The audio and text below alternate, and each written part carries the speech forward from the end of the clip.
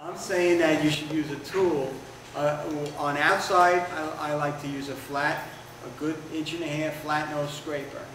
Will make a beautiful, sharp as hell. Make sure it's damn sharp, and you can go over that and make a beautiful curve. Yes, Pete. Jim, when you show that fair curve, but something I've seen.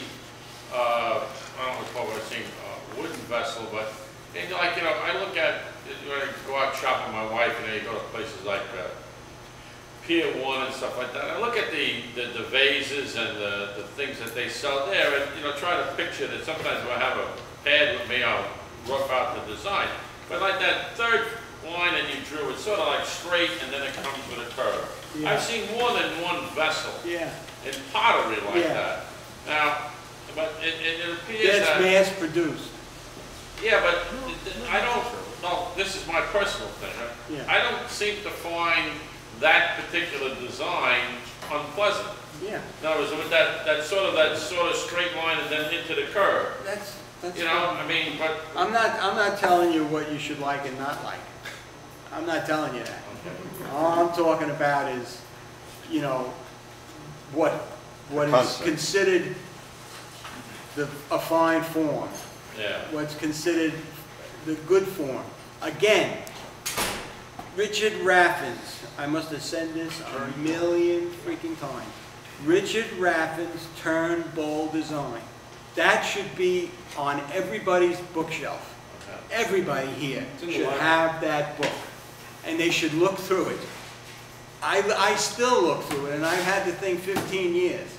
I still look through that book. Yeah, that's the old book with the old photographs and stuff in it. Turn bowl design. Yeah. Book of shapes. Jim, It's a black bowl on the cover. Yeah. When I brought in one piece that I made a bowl very early, my turning career, and I talked with Jim after the show and tell, and my knees were still rocking. He kindly gave me a critique. And he said, if you want to pick up a good bowl, a good book on shapes, it's Richard Raffin's book. And one of the things that is in this book that Jim also mentioned, turn lots of shapes. It doesn't have to be a great piece of wood. And spray the piece on the outside and in the inside with flat black paint. So, and hold it up to a white piece of, or a lighter piece of light background.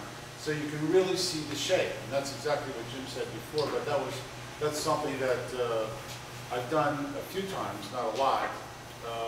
But just to turn and turn and turn and get that contrast, you can see the curve, whether you like it or not. And that's an excellent suggestion. One that came from Jim. Also in regards to what you're saying about the fair line, I think a lot of people don't realize, but it's very important on the inside of a bowl. When you stick your hand down, you shouldn't feel any flat spots. It should be a nice, gradual shape. Yeah. And a lot of people, you'll see, they have a tendency of going flat on the bottom and then back up. Right. That was I had that problem till about 1.5 years ago. I was still making the bottoms. I mean, I wasn't doing it intentionally. I mean, I was losing sight of where the outside bottom was and the inside. I was so intent on making the wall thickness so consistent that I would make it consistent too far down. Right. And I started making it. I stopped making it. Where I should have started making it wider, thicker and thicker on the bottom, where I would get a curve. Right. I was going too far, and therefore I had a slight flatness down there. And it used to drive me crazy. I think that's more important rather than getting the even wall thickness, because nobody's going to pick up the extra 16th or so. I understand what you're saying. I agree with you 100%. I agree 100%. Yes. Jim, you mentioned that over the years you did a lot of craft shows. Yes. What's your opinion on being able to make money selling your work? You think it's possible? You think it's just too many hours and it works at 10 cents an hour? Yeah. No, I never really made money. I mean, I was able to cover my expenses, and I was able to bring home, $100 or something, for the coffins of the house, but that's about it, That was about it. So you'd say I it's never very, made you'd a- say it's very I hard. made a ton of money once at a Nassau Coliseum show, where there was high-class people came and stuff, and they bought a bunch of my stuff, and I did make some money. I can say that I went home real happy that weekend, but that was few and far between. Yeah, no, that Steve brought it up. How do you, like, you had a couple of pieces there and you had a price on the bottom, like, you know, $250 Yeah. or $400. No, all kidding aside, how do you, you know, if you do, any one of us knows, if you do a piece and it takes you, let's say, 8 hours of work, you know, and you bring it to a show or, you know, you sell it for, let's say $50, you say, $50, you know, you know, it's like giving it away. You didn't make any money.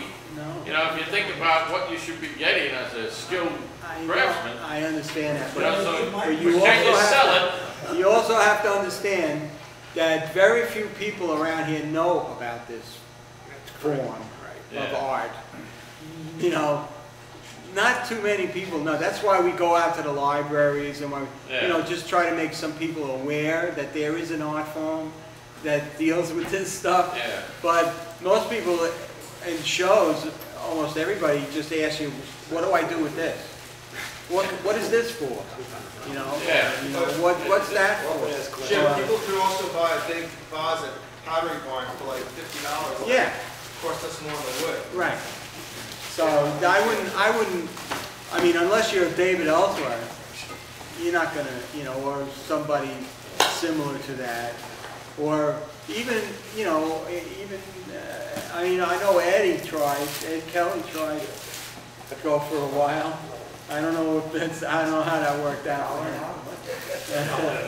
You know, but, you know, it's hard. It's man. not easy. That's hard. This is not a, You know, like one of my it was my dream, you know. yeah.